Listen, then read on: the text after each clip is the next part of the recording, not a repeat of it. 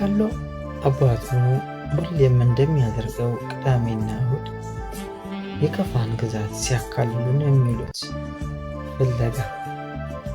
ዛሬ በጊምቢ ወረዳ ሾምባ ቀበሌ በአጭሩ ታጥቀው ይህን አስፈሪ ጫካ ለሁለት ይጓዛሉ። አባቱ ለምን ይህን ጫካ እንደሚዞር አያውቅም። ለምን ብሎ ቢጠይቀውም ሁሌም የሚመስለው አሰልቺውንና ተመሳሳይ መልስ ነው። የኛ ህይወት መልስ ያለው በዚህ ነው። ይህ አብረን መመለስ ባንችል ብቻህን ካልሆነ ልጅ ሊመልሰው የሚገባው ታላቅ በረከት ተነጥቄያለሁ ይለዋል። ይህ ማስመለስ ደግሞ ግዴታችን ነው። ይህን ስንመልስ የእኛ ህይወት በተድላ በሐሴትና በብልጽግና ከሁሉም በልጠንና ገዝፈን እንኖራለን ይለዋል። ለዚህ ሁለት ቁልፎች አሉ፣ እኔና ክሊሮ።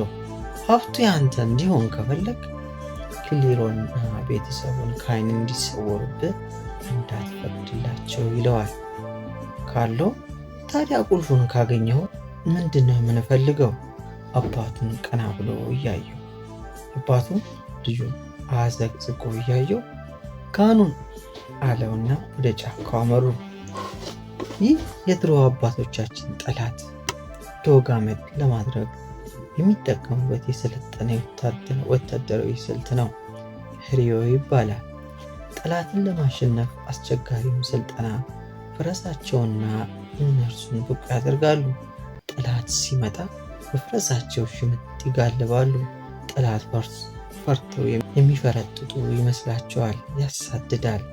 ቀድሞ በስለት በየ3 ሜትር ርቀት ጠልቆ የተቆፈረውና በምሳር በስል ወይም በስል ጦር እንዳይታይ የተሸፈነ ጉድጓድ ወይም መሰናክል እነርሱ በሰለጠኑት መንገድ ሲያልፉ ጠላት ከጉድጓድ ውስጥ ገብቶ ዶግ አመድ ይሆናል።